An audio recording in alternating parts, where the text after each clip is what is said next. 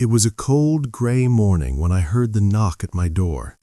A sound so ordinary, yet it sent a chill straight through my bones. I wasn't expecting anyone, certainly not at this hour, and certainly not after all these years. I opened the door, and there she was, my daughter-in-law, the woman who had vanished from our lives without a trace, standing on my porch as if she'd only been gone a day.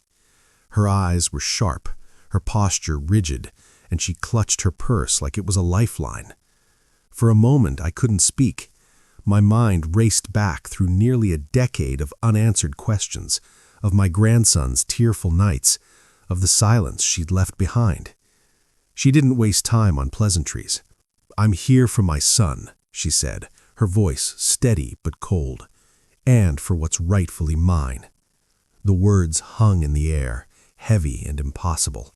My heart pounded in my chest, a mix of anger, fear, and disbelief. I wanted to scream, to slam the door, to demand answers for every sleepless night and every broken promise. But I stood frozen, caught between the past and the present, between the urge to protect and the need to understand. 9 years. 9 years of raising her child, of piecing together a life she'd shattered, of wondering if she was dead or simply didn't care. And now, without warning, she was back, demanding everything. You won't believe what she said after all these years, or the storm she brought with her. If I'd known what was coming, I might have run. But instead, I took a shaky breath and faced her, knowing that nothing would ever be the same again. Before everything changed, our home was filled with the kind of everyday chaos that, in hindsight, feels almost precious. I remember the mornings best, sunlight streaming through the kitchen window, the smell of fresh coffee, the sound of my grandson's laughter echoing down the hallway. My son would be reading the newspaper at the table, his brow furrowed in concentration, while my daughter-in-law, Aisha, moved around the kitchen with a quiet efficiency that I admired. She was always up before anyone else, making sure breakfast was ready, school bags were packed, and the day started on the right foot. Aisha had a gentle way with my grandson. She'd kneel down to his level, brushing his hair from his forehead, her voice soft and patient as she helped him tie his shoes or reminded him to finish his milk. Sami adored her, clinging to her hand as they walked to the park or snuggling against her side during story time. I used to watch them together and feel a deep sense of gratitude, believing that my son had chosen well, that our family was whole. But even in those golden moments, there were shadows at the edges. Sometimes I'd catch Aisha staring out the window, her expression distant, as if she were listening to a song only she could hear. She was polite, always respectful, but there was a reserve about her, a wall I could never quite scale, no matter how many cups of tea we shared or how many times I tried to draw her into conversation. My son, too, seemed to sense it. He'd reach for her hand at dinner, and she'd smile, but the smile never quite reached her eyes. There were small arguments, the kind every family has, disagreements about money, about how to raise Sami, about whether Aisha should return to work or stay home. My son wanted her to be happy, but he also wanted stability, routine. Aisha, on the other hand, sometimes seemed restless, as if she were searching for something she couldn't name. I remember one evening, after Sami had gone to bed, overhearing their voices raised in the living room. I couldn't make out the words, but the tension was unmistakable. When I entered, they fell silent, both wearing brittle smiles that told me nothing and everything at once. Still, there were so many good days. Family picnics in the park, Sami's birthday parties with balloons and laughter, quiet evenings spent watching old movies together. Aisha would sit beside me, her hands folded in her lap, and for a while it felt like we were all exactly where we belonged. I clung to those moments, ignoring the undercurrents, telling myself that every family had its ups and downs. Looking back, I see the signs I missed, the way Aisha would flinch when the phone rang late at night, or how she'd disappear into the garden for hours, lost in her thoughts. The way she'd sometimes hold Sami a little too tightly, as if she were afraid to let go. There was a sadness in her, a longing that I didn't understand. I wish I'd asked her about it, wish I'd pushed past my own discomfort to reach her. But I didn't. I told myself it was none of my business, that she'd come to me if she needed help. The last few weeks before she left, the tension grew tighter.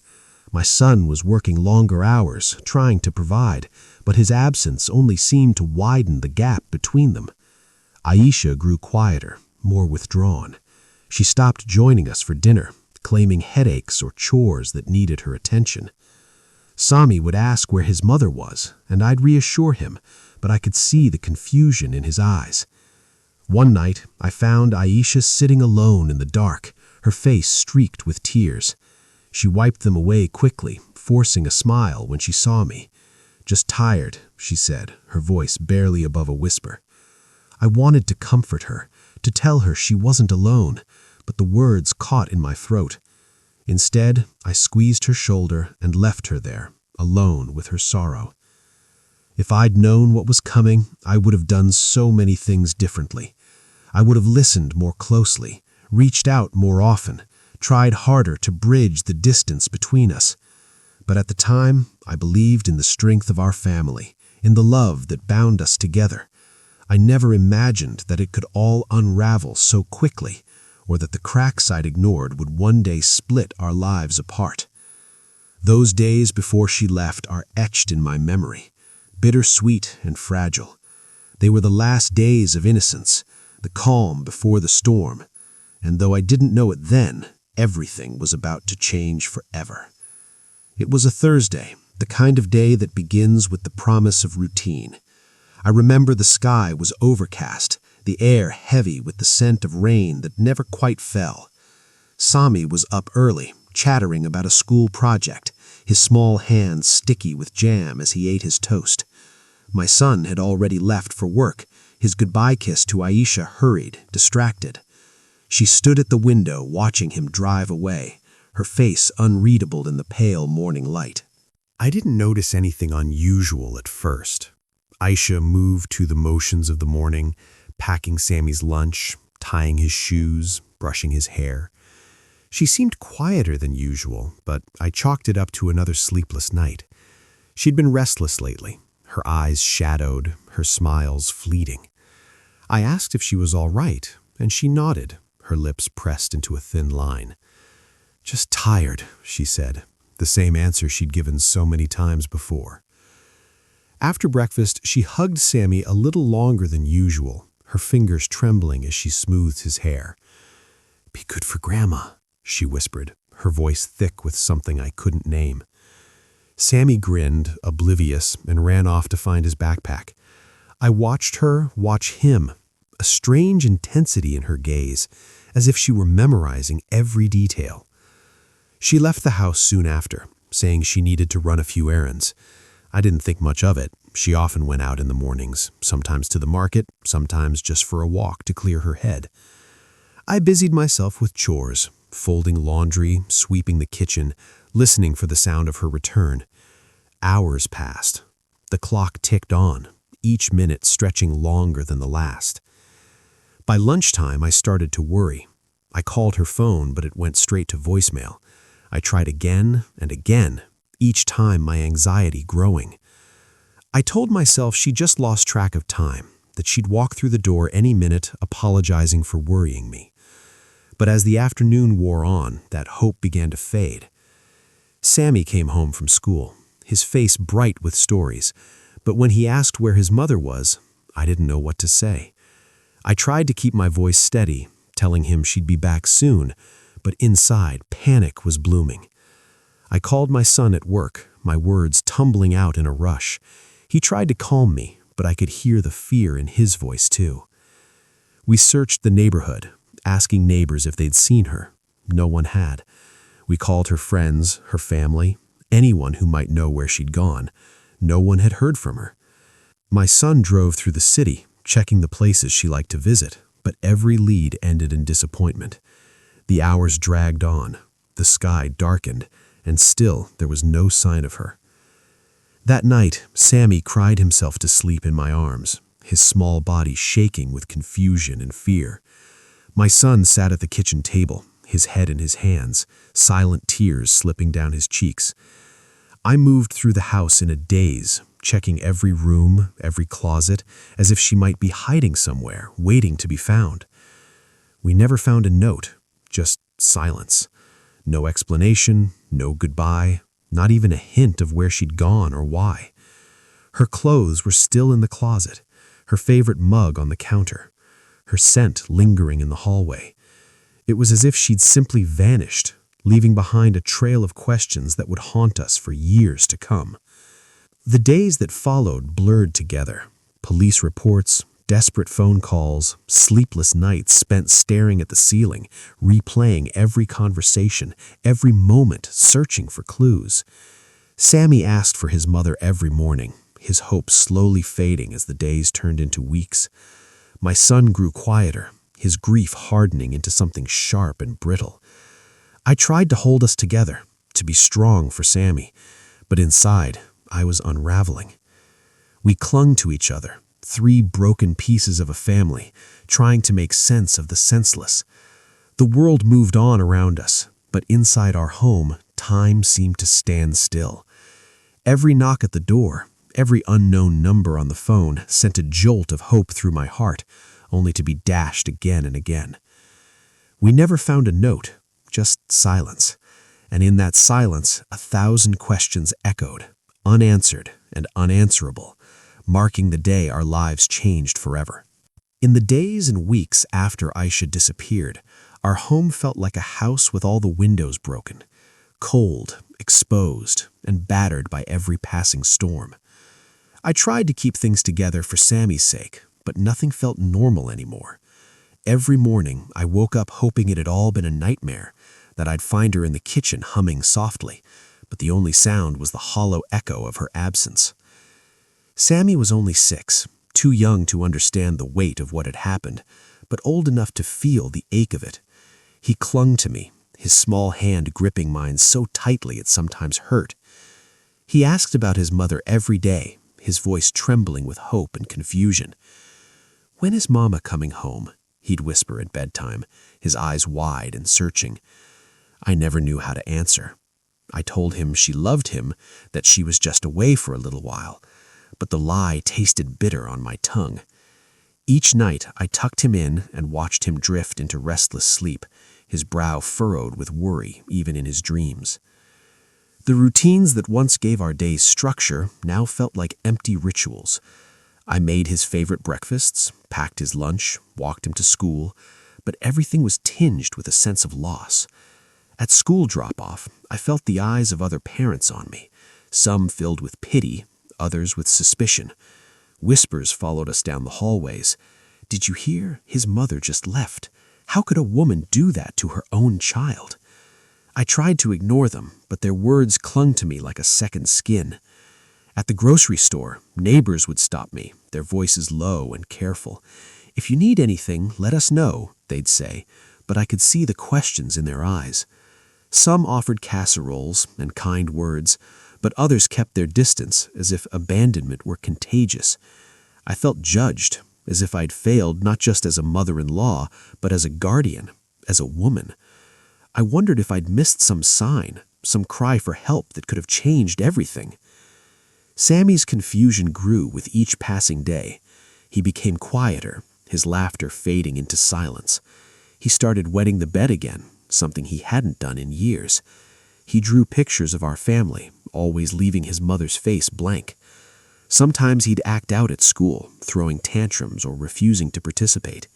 His teachers called, their voices gentle but concerned.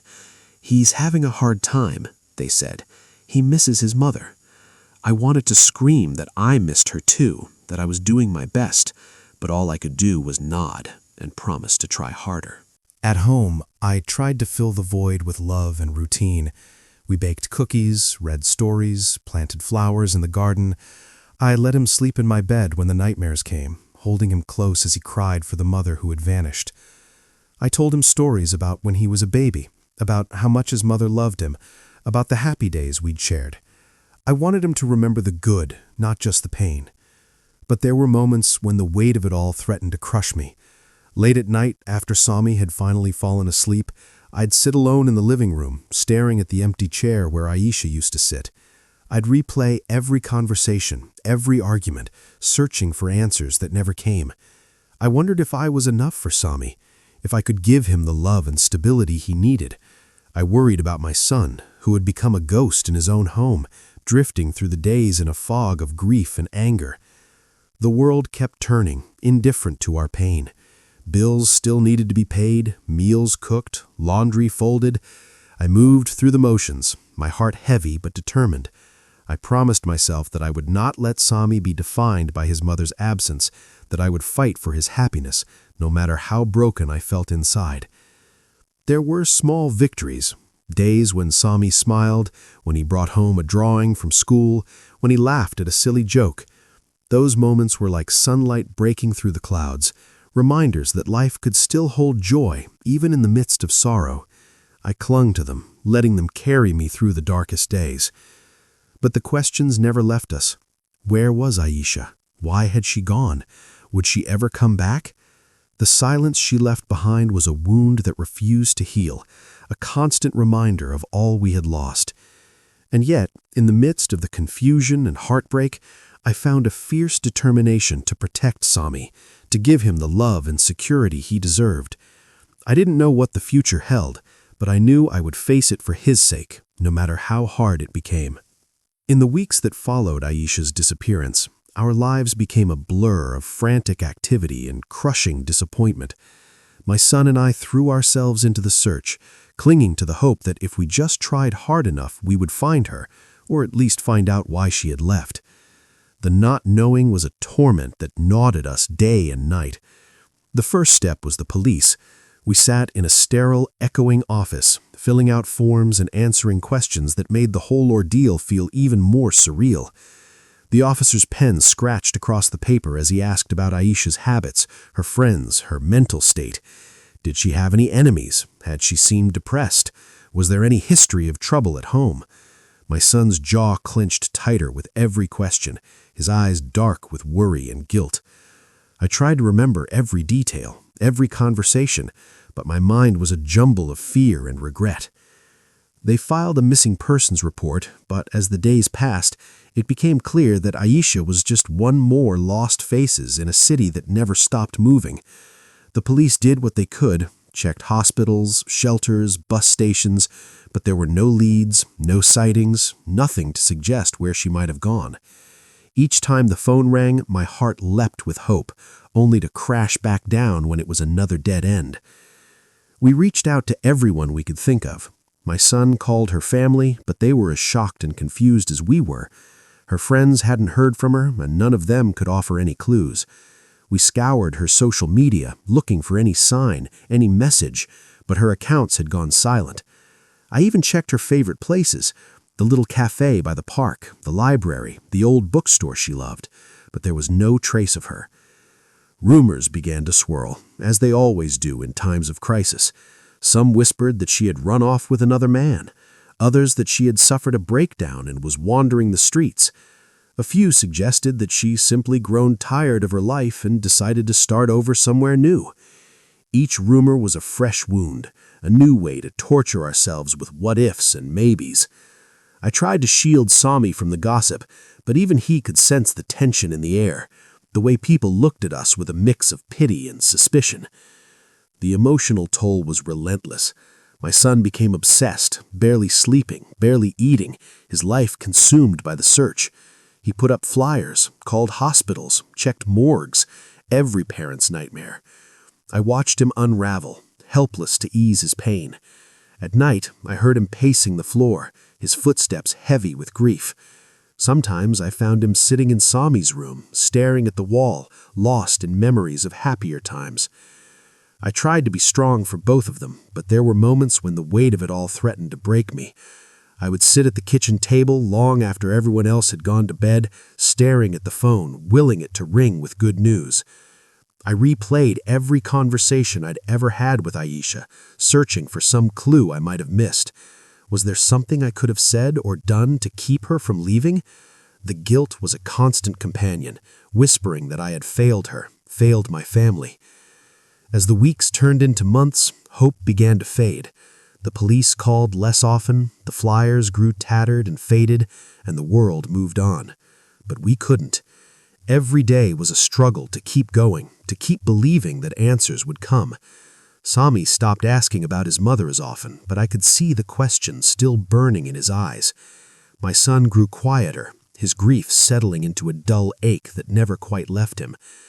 We were left with nothing but questions and the ache of her absence. The search for answers became a part of our daily lives, a ritual that kept us moving even when we felt like giving up. We clung to each other, battered but unbroken, determined to survive the storm Aisha had left behind. And though we found no answers, we learned to live with the uncertainty, to carry the weight of not knowing, even as it threatened to pull us under. Children have a way of asking questions that cut straight to the heart, and Sami was no different. In the early days after Aisha disappeared, his questions were simple, almost innocent. "Where's Mama?" he'd ask, tugging at my sleeve as I made breakfast or folded his clothes. At first, I told him what I thought he needed to hear, that his mother was away, that she loved him, that she would come back soon. I clung to those words as much for myself as for him, hoping that if I said them enough, they might become true. But as the months passed and the seasons changed, Sami's questions grew more complicated, more insistent. He would watch the door every evening, his small face pressed against the window, waiting for a figure that never appeared. "Did Mama forget about me?" he whispered one night, his voice so small I almost didn't hear it. My heart broke a little more with every question I couldn't answer. I tried to fill the void with stories, memories of happier times, tales of how much his mother loved him when he was a baby, how she used to sing him to sleep and kiss his scraped knees. I showed him photos of the three of them together, hoping to anchor him to the love that once filled our home. But as he grew older, the stories weren't enough. He wanted the truth, or at least something that made sense. Sometimes his questions came out of nowhere, catching me off guard. We'd be walking home from school, the leaves crunching under our feet, when he'd suddenly ask, "Did I do something wrong? Is that why Mama left?" I would stop in my tracks, kneel down and look him in the eyes, fighting back tears. "No, sweetheart, you did nothing wrong. Your mother loves you very much. Sometimes grown-ups have problems that are too big for them to handle, and it has nothing to do with you." But I could see the doubt lingering in his eyes, the way he hugged himself a little tighter, as if trying to hold himself together. There were nights when he'd wake up crying, calling out for her in his sleep. I'd rush to his room, gather him in my arms and rock him until he calmed down. He'd ask if she was ever coming back, if she missed him, if she even remembered him at all. Each question was a knife twist, a reminder of all the things I couldn't fix. I wanted to promise him that she would return, that everything would be okay, but I couldn't bring myself to lie. All I could do was hold him and whisper that he was loved, that I would always be there for him. As Sami grew, his questions changed shape. He became quieter, more withdrawn, but the longing never left his eyes. He stopped talking about his mother at school, stopped drawing her in his family pictures. But at home, in the quiet moments before bed or during long car rides, the questions would return. "Do you think Mama is happy wherever she is? Do you think she thinks about me? If she came back, would she still love me?" I struggled with my own feelings of anger and betrayal, but I tried never to let them show. I didn't want Sami to carry my bitterness, to feel like he had to choose sides. I told him that his mother was a good person who was struggling, that sometimes people make choices that hurt the ones they love, even if they don't mean to. I tried to give him hope without making promises I couldn't keep. There were times when I felt completely inadequate, when I wondered if I was enough for him.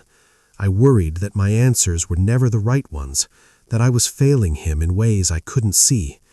But I kept trying, kept listening, kept loving him as fiercely as I could. I wanted him to know that no matter what, he was not alone. The hardest part was watching him carry the weight of questions that had no answers.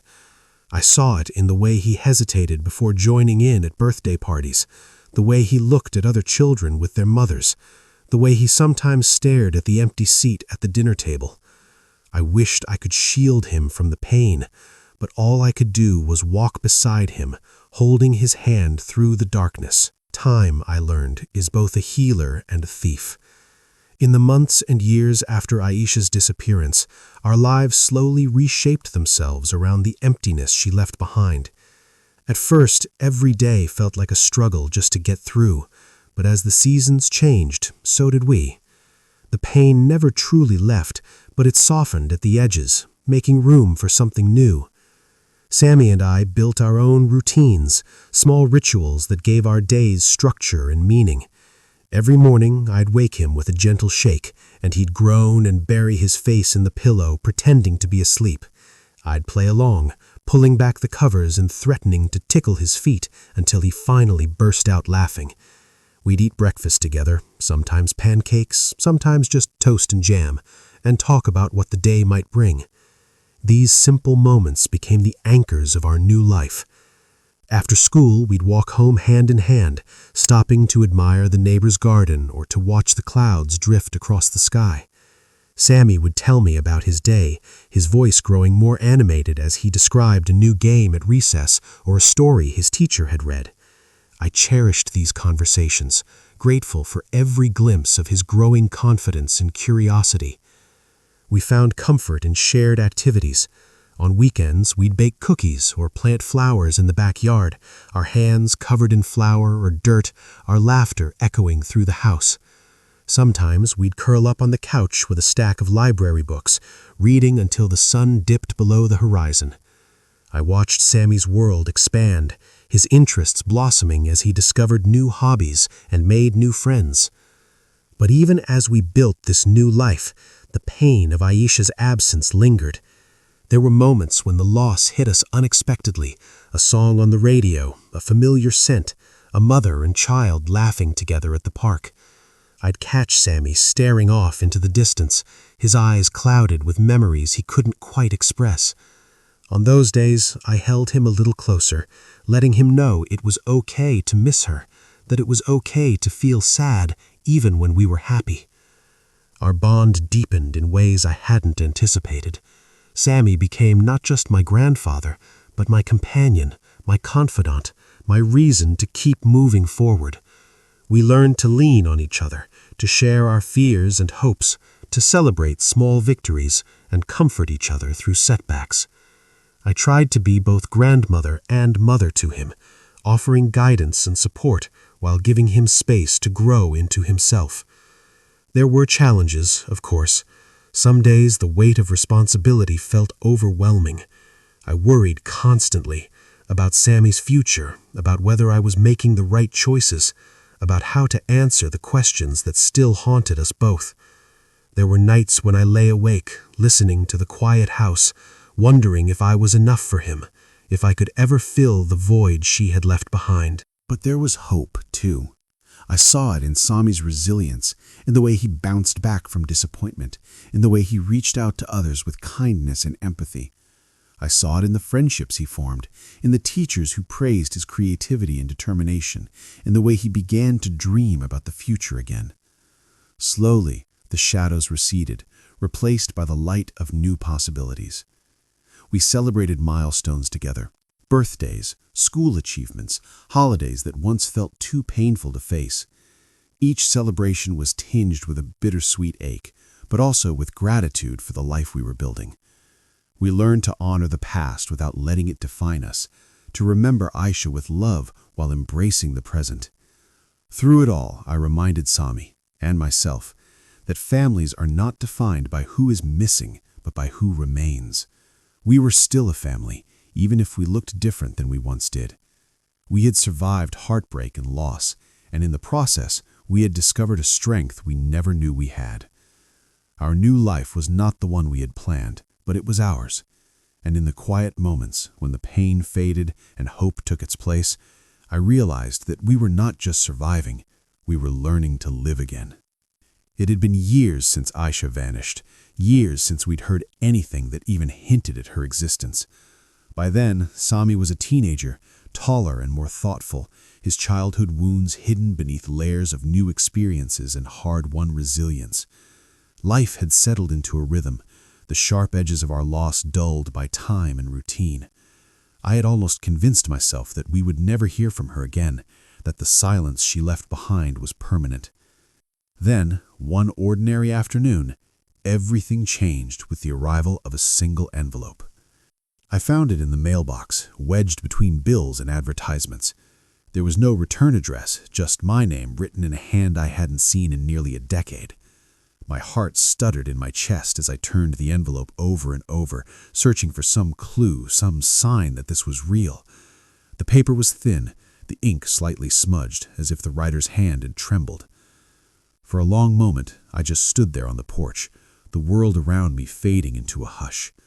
I knew, even before I opened it, that this letter would change everything.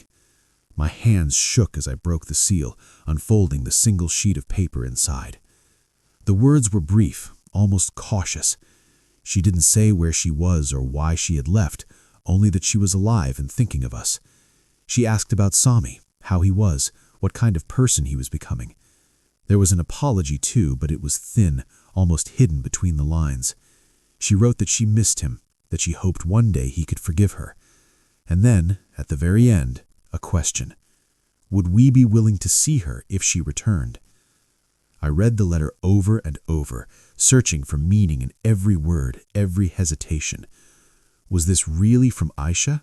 Was she truly alive, or was this some cruel trick? My mind raced with possibilities. Had she been in trouble all these years, or had she simply chosen to stay away? Was she coming back to make amends, or to reopen old wounds? I waited until Sami came home from school before telling him. I watched his face as he read the letter, saw the storm of emotions flicker across his features: hope, anger, confusion, longing. He didn't say much first, just held the letter in his hands, his knuckles white. That night, neither of us slept. The house felt charged with anticipation, every sound magnified, every shadow deeper. Questions swirled between us, unspoken but heavy. Was she really coming back? What did she want? Could we ever trust her again? The letter was a spark in the darkness, reigniting feelings we had both tried to bury. For the first time in years, the possibility of seeing Aisha again was real, and with it came a flood of memories, fears, and hopes, reminding us that the past was never as far away as we wanted to believe. It happened on a Sunday, the kind of day that should have been ordinary. Sami and I were in the kitchen, sunlight slanting through the window as we prepared lunch together. He was slicing tomatoes, his brow furrowed in concentration, while I stirred a pot of soup on the stove. The radio played softly in the background, filling the silence with gentle music. We had spoken little about the letter in the days since it arrived, each of us retreating into our own thoughts, unsure of what to hope for or fear. Then came the knock at the door. It was sharp, insistent, the kind of knock that demands to be answered. My heart leapt into my throat. I glanced at Sami, who had gone still, the knife paused mid-slice. For a moment, neither of us moved. The world seemed to hold its breath. I wiped my hands on a towel and walked to the door, my legs trembling beneath me. When I opened it, the past came rushing in with the force of a storm. Aisha stood on the porch, her figure framed by the afternoon light. She looked older, thinner, her hair pulled back in a way that made her face seem sharper, more fragile. There were lines around her eyes that hadn't been there before, and a wariness in her posture that spoke of years spent looking over her shoulder. But it was her eyes that undid me, those same dark eyes I remembered, now clouded with something I couldn't maim. For a long moment, we just stared at each other. I searched her face for answers, for some sign of the woman I once knew. She opened her mouth, closed it, then finally spoke, her voice barely above a whisper. "Hello, Amma." The word hit me like a blow. I wanted to reach out, to touch her, to make sure she was real. But I also wanted to slam the door, to protect Sami and myself from the pain I knew she could bring. Instead, I stepped aside, my legs trembling beneath me as I invited her in. Sami stood in the kitchen doorway, his face pale, his eyes wide with shock. For a moment, he looked like a little boy again, lost and uncertain. Aisha's gaze found him, and she took a hesitant step forward. "Sami," she said, her voice breaking, "you've grown so much." He didn't answer. The silence stretched between them, thick with years of absence and longing. I could see the questions in his eyes, the anger and confusion warring with the hope he tried so hard to hide. We sat in the living room, the three of us perched on the edge of our seats, as if afraid to settle in. Aisha looked around, her eyes lingering on the photos lining the mantel, the familiar furniture, the small details that had changed in her absence. She seemed both comforted and unsettled by the familiarity. She began to speak, her words halting at first. She said she was sorry, that she knew she had hurt us, that she had thought about us every day. She said she wanted to reconnect, to try to be a part of Sami's life again. But when I asked her where she had been, why she had left, her answers were vague, evasive. She spoke of needing to find herself, of being overwhelmed, of making mistakes she couldn't undo. She didn't mention another family or illness or any of the rumors that had haunted us for years. She simply said she had been lost. Sami listened in silence, his face unreadable. When she finished, he stood up abruptly, his chair scraping against the floor. "You left," he said, his voice shaking. "You left me. You never even said goodbye." The pain in his words was raw, unfiltered. Aisha flinched, tears springing to her eyes. "I know," she whispered. "I know I hurt you. I can't change what I did, but I want to try to make it right, if you'll let me." The room was thick with emotion, anger, grief, hope, and fear all tangled together. I wanted to believe her, to give her the chance to make amends, but I also remembered the years of silence, the nights spent comforting a child who cried for his mother, the ache of not knowing. I didn't know if I could trust her, or if I even wanted to.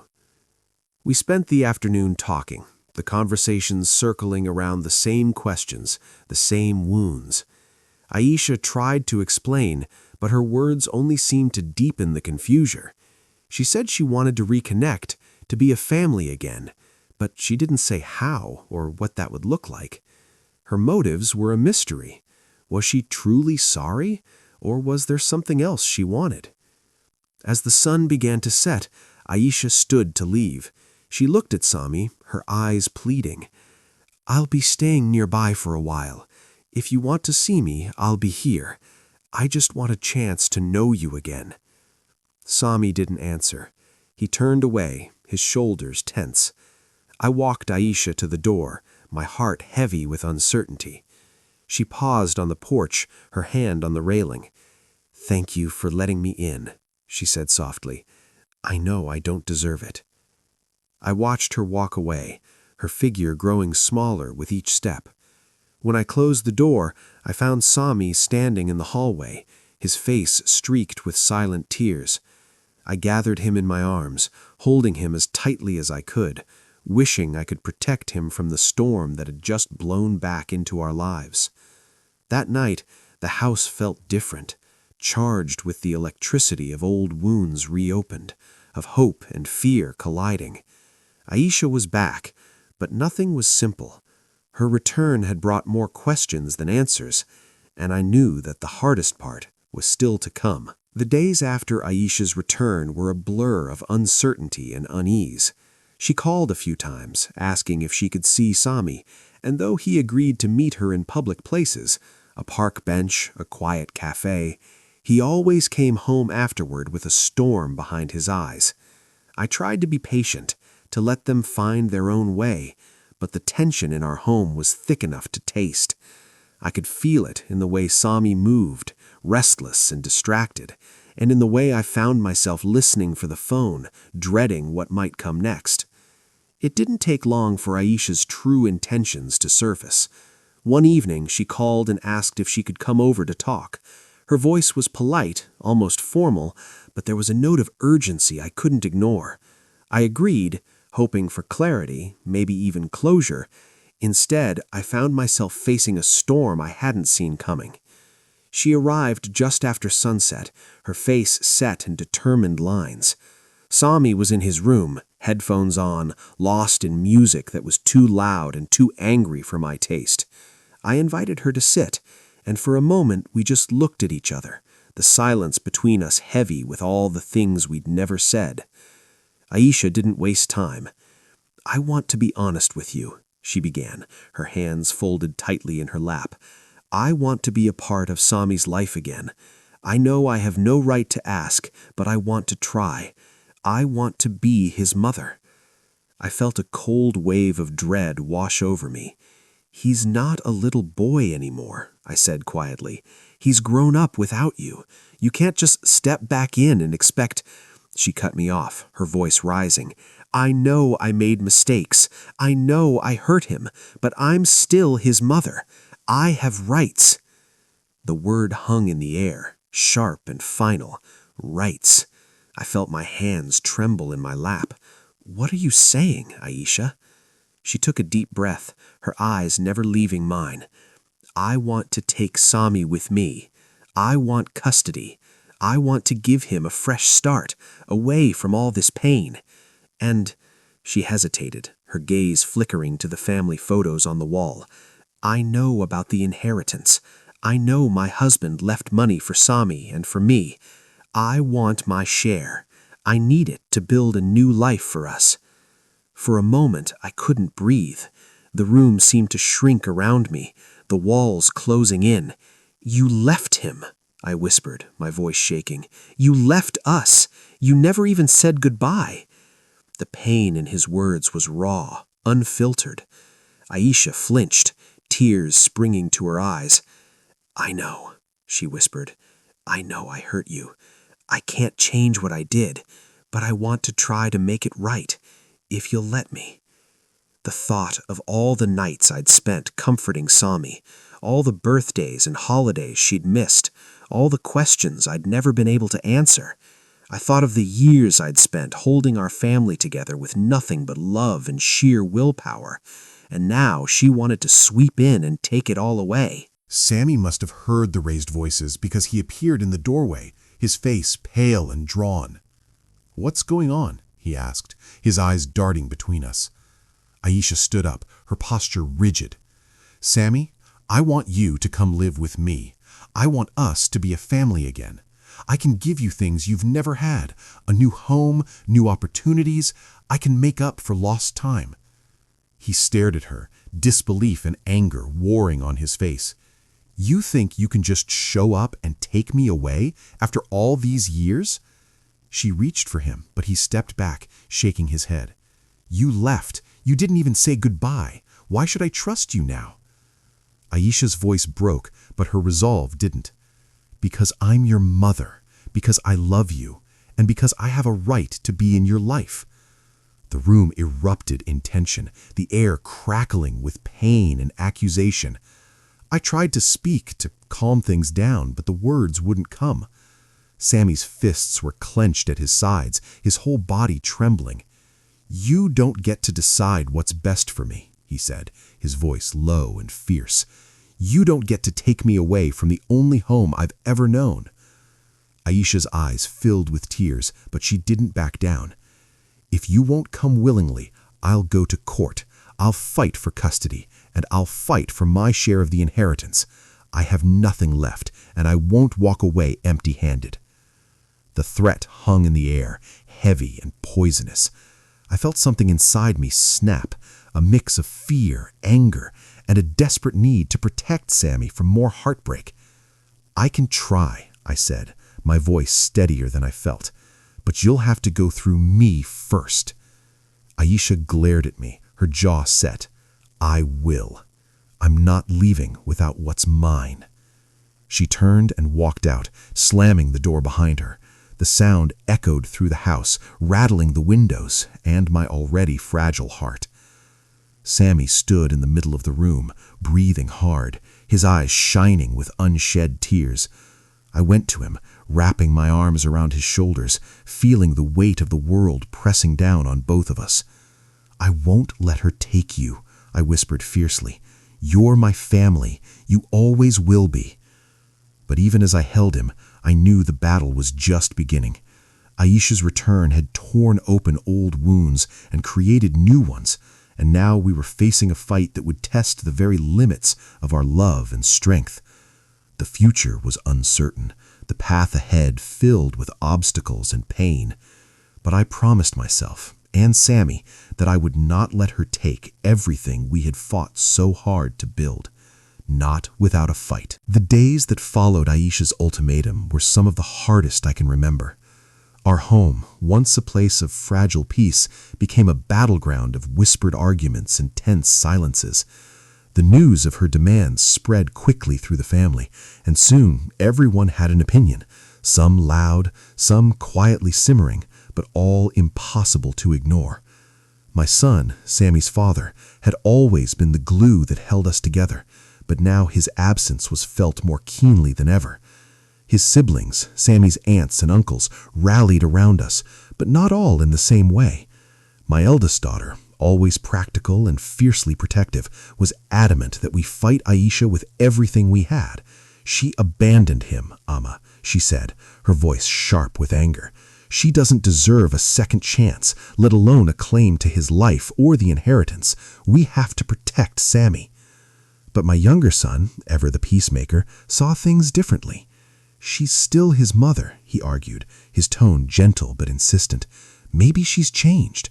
Maybe she really does want to make amends. We can't just shut her out forever.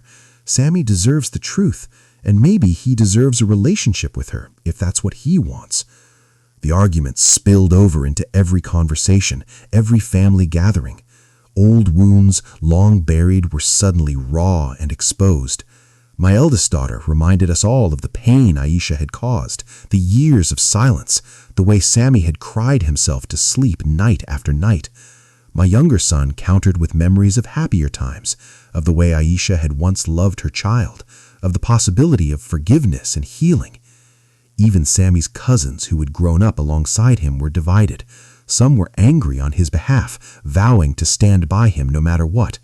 Others were curious, wondering if Aisha's return might finally bring closure to the questions that had haunted our family for so long. Sammy, caught in the middle, grew quieter with each passing day. He withdrew into himself, spending hours alone in his room, his music turned up loud enough to drown out the arguments downstairs. I tried to reach him, to offer comfort, but he was adrift in a sea of conflicting emotions: anger, confusion, longing, and a deep, aching sadness. One evening, after yet another heated discussion, I found him sitting on the back steps, staring up at the stars. I sat beside him, the cool night air wrapping around us like a shroud. For a long time, we said nothing. Finally, he spoke, his voice barely more than a whisper. "Why does everyone think they know what's best for me? Why can't they just let me decide?" His words cut through the noise, reminding me that in the end, this was his life, his pain, his choice. I put my arm around his shoulders, wishing I could shield him from the storm raging around us. "I'm sorry, Sammy," I said softly. "We're all just scared. We love you so much, and we don't want to see you hurt again." He nodded, but I could see the doubt in his eyes. "I don't know what I want," he admitted. "Part of me wants to see her, to ask her why she left, but another part of me hates her for it.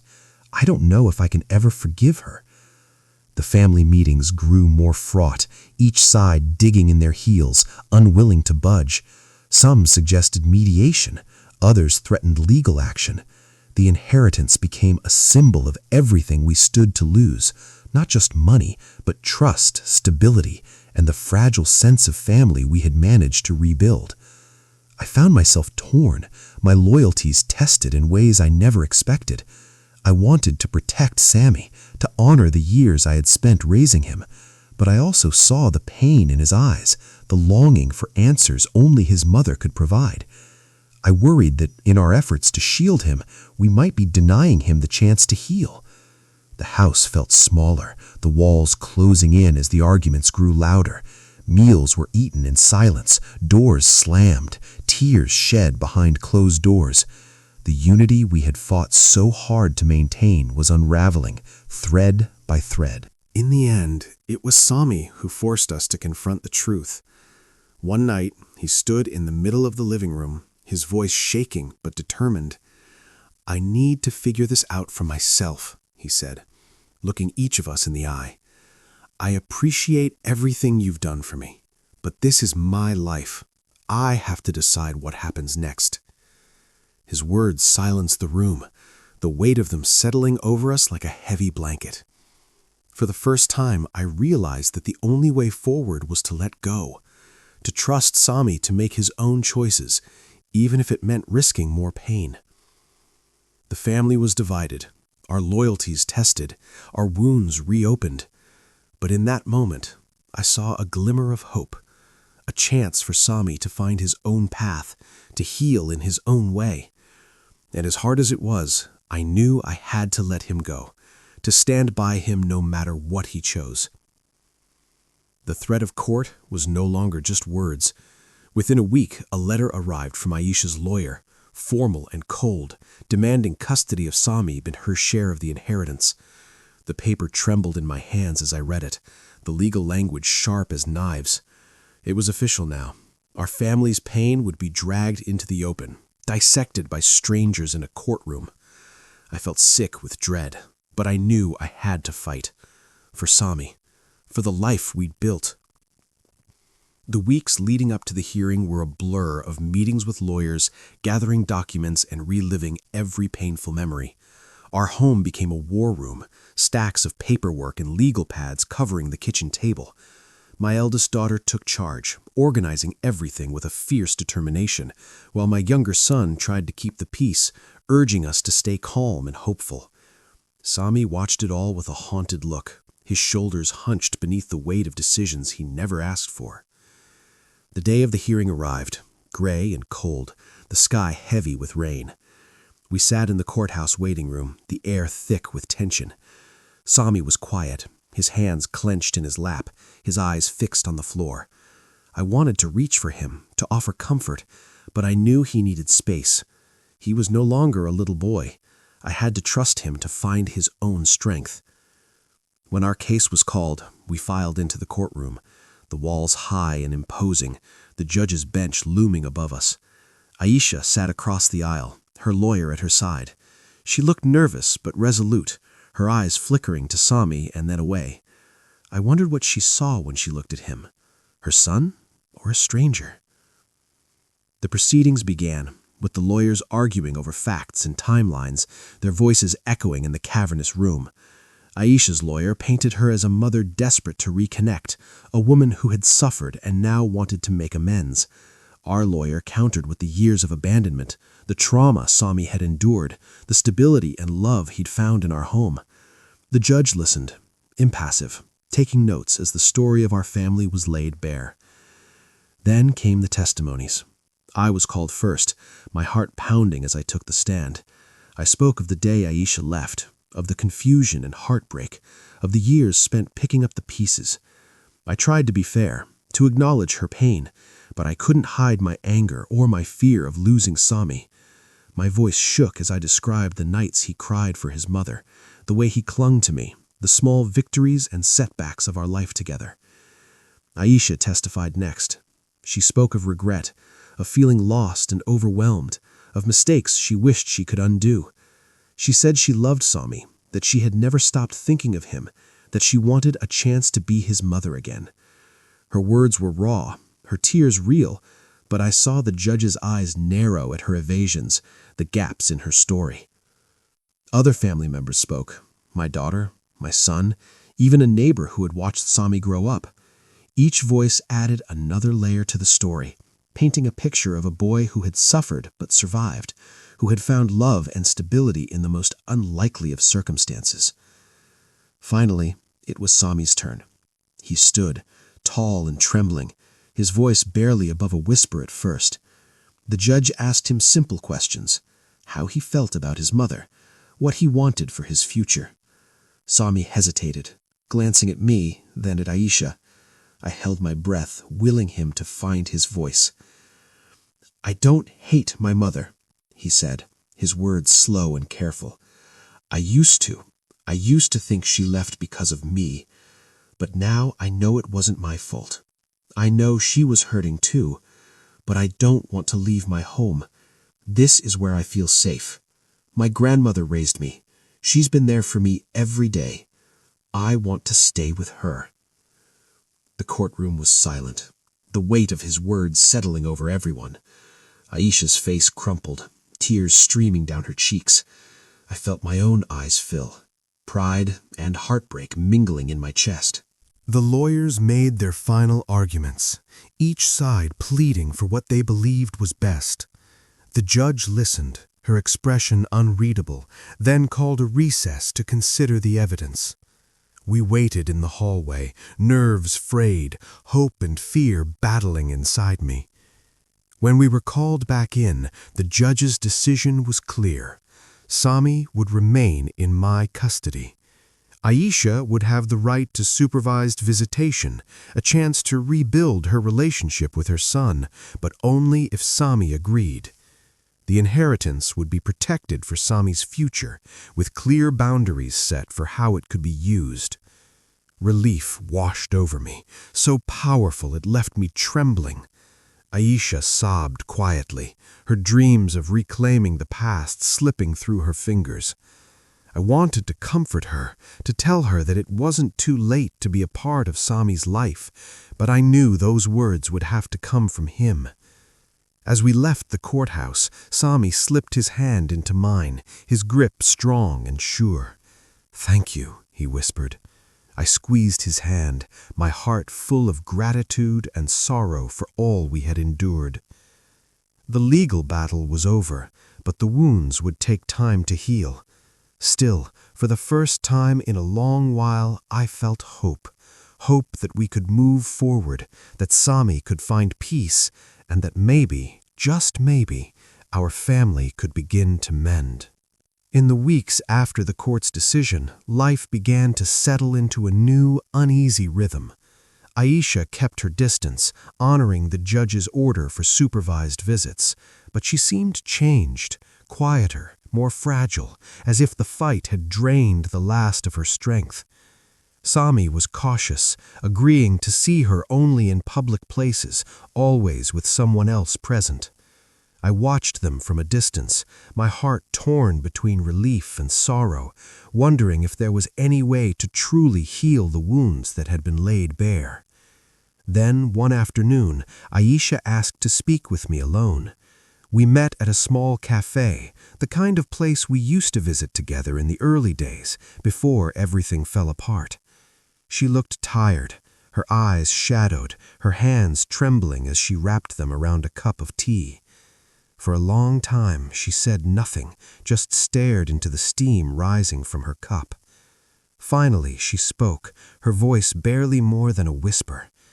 "I owe you the truth," she said. "All of it. Not just for you, but for Sami.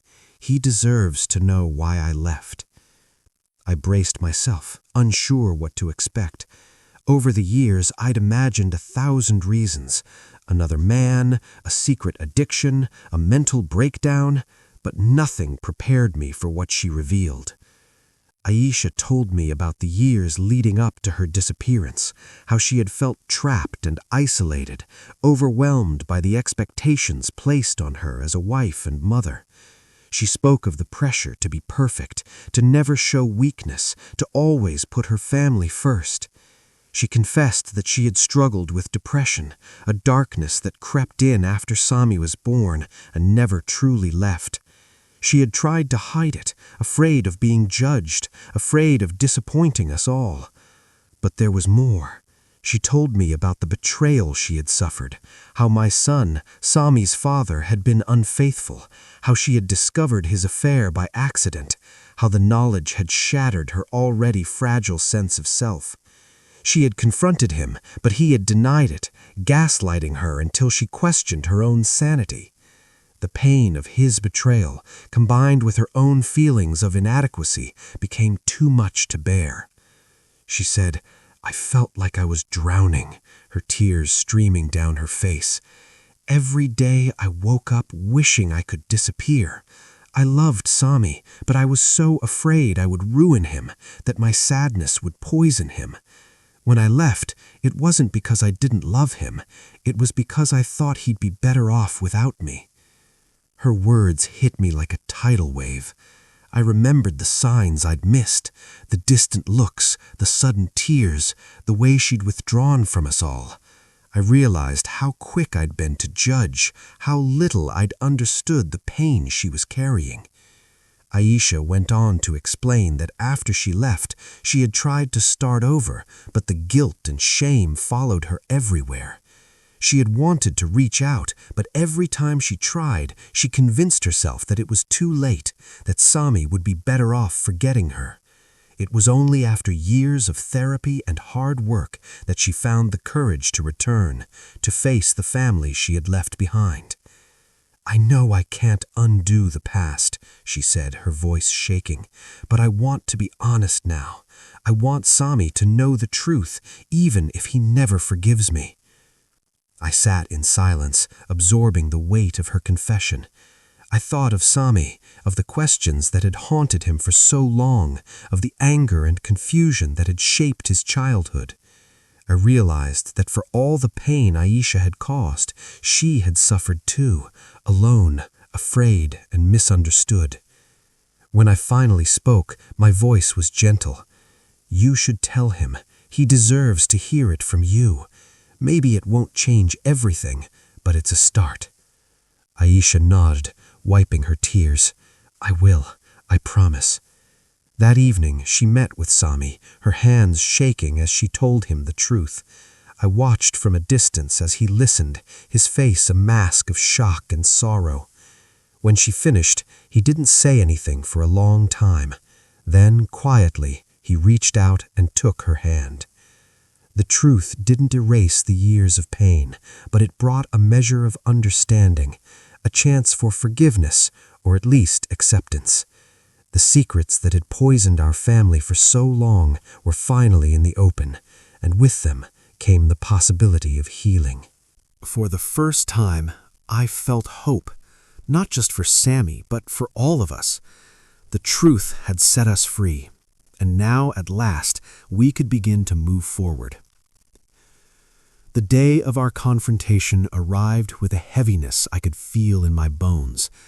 I had spent countless nights replaying every moment, every word, every silence that had passed between Aisha and me over the years. Now, with the truth finally out in the open, there was nothing left to hide behind. No more secrets, no more half-truths. It was time to face each other, mother to mother, heart to heart. We met in the living room, the same room where so much of our family's history had unfolded. The afternoon sun filtered through the curtains, casting long shadows across the floor. Sami was out with friends, at my urging. This was a conversation that needed to happen between just the two of us. Aisha sat on the edge of the sofa, her hands twisting nervously in her lap. I took the armchair across from her, my heart pounding so loudly I was sure she could hear it. For a long moment, neither of us spoke. The silence was thick, but it was different now, no longer filled with accusation, but with the weight of everything we both needed to say. I was the first to break it. "Why didn't you tell me?" My voice was softer than I expected, but it carried all the pain and confusion I'd held inside for years. "Why did you carry all of that alone?" Aisha looked up, her eyes red-rimmed but steady. "I was ashamed. I thought you'd blame me, or worse, that you'd see how broken I was and think I wasn't good enough for your son, for Sami. I didn't want to be a burden. I thought I was protecting everyone by leaving." I shook my head, tears stinging my eyes. "You weren't a burden. You were family. I wish you'd let me in. I wish I'd seen how much you were hurting." She let out a shaky breath. I wish I'd known how to ask for help. I was drowning, and I thought the only way to save Sammy was to disappear.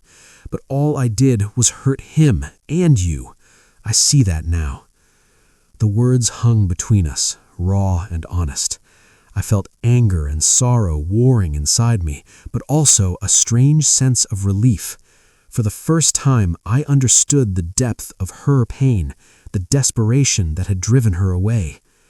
I was so angry at you, I admitted, my voice trembling.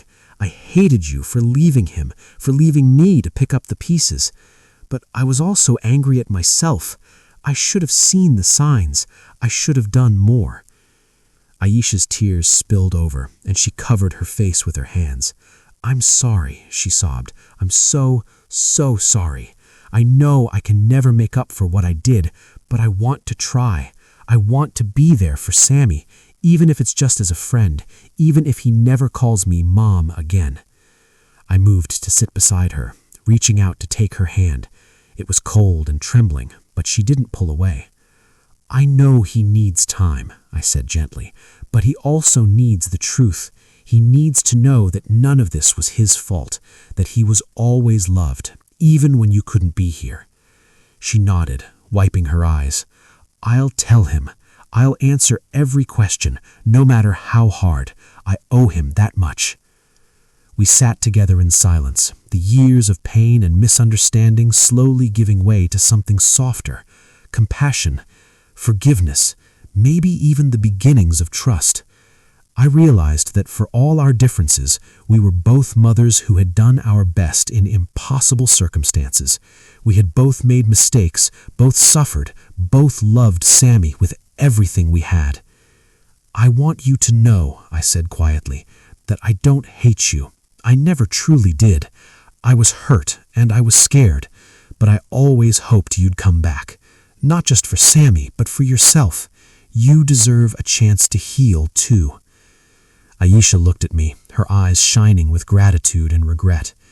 Thank you, she whispered. That means more than you know. The confrontation I had dreaded for so long became, in the end, a moment of release. We laid everything bare, our fears, our failures, our hopes for the future. There were no easy answers, no promises that everything would be perfect from now on, but there was honesty, and there was a willingness to try. As the sun dipped lower in the sky, casting the room in golden light, I felt a sense of peace I hadn't known in years. The wounds were still there, but they were no longer festering in the dark. We had faced the truth together, and in doing so, we had taken the first step towards healing, not just for ourselves, but for Sammy too. When Sammy returned home that evening, he found us sitting side by side, our hands still joined. He looked at us, uncertainty flickering in his eyes, and I smiled at him, hoping he could see the change. We talked, I said simply. We're going to be okay. He nodded, a small, tentative smile tugging at his lips. For the first time in a long while, I believed it was true. We were going to be okay. Not perfect, not unscarred, but together. And that was enough. In the days that followed our confrontation, the house felt quieter, as if it too was catching its breath after a long, relentless storm. The tension that once filled every room had eased, replaced by a fragile calm. We moved through our routines with a new gentleness, careful with each other, as if we all understood how close we had come to breaking. Sammy was the first to change. He seemed lighter, as though a weight had been lifted from his shoulders. He still had questions about the past, about his mother, about what came next, but he no longer carried them alone. He spoke more openly, sometimes with me, sometimes with Aisha, sometimes with both of us together. There were tears, of course, and moments of anger that flared up unexpectedly, but there was also laughter and even hope. Aisha kept her promise. She answered every question Sammy asked, no matter how hard. She didn't try to excuse our choices or rewrite the past. Instead, she listened, really listened, as Sammy poured out years of confusion and hurt. Sometimes he would storm out of the room, slamming the door behind him, but he always came back. Each time, the distance between them grew a little smaller. The rest of the family watched this new dynamic with a mixture of relief and uncertainty. My eldest daughter, who had been so fiercely protective, softened her stance, offering cautious kindness to Aisha. My younger son, always the peacemaker, seemed grateful that the worst was behind us. Even the cousins, who had once whispered about Aisha's absence, now included her in family gatherings, their curiosity replaced by acceptance. As for me, I found myself reflecting on everything we had endured. I thought about the years of silence, the pain of not knowing, the anger that had threatened to consume me. I realized how much I had changed, how much we all had. I was proud of Sami. Proud of the young man he was becoming, resilient, compassionate, wise beyond his years. I was proud, too, of Aisha, for her courage in facing the truth and trying to make amends. One evening, as the sun set and the house was bathed in golden light, Sami came to me in the kitchen. He looked older somehow, more certain of himself. "Grandma," he said, "I've made a decision." I set down my tea and gave him my full attention. "Whatever it is, I'm here for you." He took a deep breath. "I want to stay here, with you. This is my home. But I also want to get to know Mom again. I want to give her a chance, but I need to do it at my own pace. I don't want to lose what we have, but I don't want to close the door on her either." Tears pricked my eyes, but I smiled, my heart swelling with pride. "That sounds like a wise choice, Sami. You're allowed to want both. You're allowed to take your time." He nodded, relief washing over his face. "Thank you, Grandma, for everything." That night, as I watched him and Aisha talk quietly in the living room, I felt a sense of peace I hadn't known in years. The future was still uncertain, but it no longer frightened me. We had survived the worst, and we had done it together. In the aftermath of so much pain, we had found forgiveness, not just for each other, but for ourselves. We had learned that family isn't about perfection or never making mistakes. It's about showing up, telling the truth, and choosing love, even when it's hard. As the days turned into weeks and the weeks into months, our family began to heal. The scars would always be there, reminders of what we had lost and what we had found. But we faced the future together, stronger for all we had endured and hopeful for what was still to come. With time, the sharp edges of our pain softened, and the wounds that once seemed impossible to heal began to close. The house, which had echoed with arguments and tears, now felt warmer, filled with the gentle hum of everyday life. We were not the same family we had been before Aisha left, nor even the same as when she returned. We were something new, changed, but not broken. Aisha and Sami worked carefully to rebuild their relationship, step by step. They met for coffee, went for walks, and sometimes just sat together in comfortable silence. There were awkward moments, and sometimes old hurts resurfaced, but they faced them honestly. Sami set clear boundaries, telling his mother what he needed and what he wasn't ready for. Aisha respected his wishes, never pushing too hard, always letting him lead the way. It was a slow process, but it was real. As for me, I learned to let go a little. I had spent so many years holding on tightly, afraid that if I loosened my grip, everything would fall apart. But now I saw that love could be strong and gentle at the same time. I encouraged Sami to spend time with his mother, reassured him that my love was not a competition, and reminded him that he could always come home to me, no matter what. The rest of the family adjusted too. My eldest daughter, once so wary, began to invite Aisha to family dinners, her tone softening with each visit. My younger son offered support, helping to mediate when emotions ran high. Even the cousins who had once kept their distance now included Aisha in their plans, treating her as part of the family again. Forgiveness was not a single moment, but a series of choices. Some days it came easily, a shared laugh, a kind word, a memory that no longer hurt. Other days it was harder, and we had to remind ourselves that healing was a journey, not a destination. We learned to apologize, to listen, to accept that the past could not be changed, but the future was still ours to shape.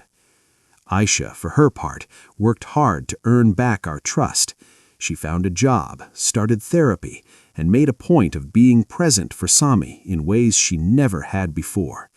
She apologized not just with words, but with actions, showing up, following through, and respecting the boundaries we set.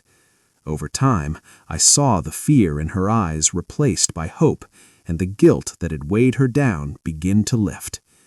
One afternoon, as we sat together in the garden, Sami turned to me and said, "I think we're going to be okay, Grandma. I think we're finally starting over." His words filled me with a quiet joy. I realized that closure didn't mean forgetting the past or pretending it hadn't hurt. It meant accepting what had happened, forgiving where we could, and choosing to move forward together. We marked the new beginning in small ways, a family dinner where everyone was welcome, a photo of Sami and Aisha on the mantel, a promise to keep talking even when it was hard.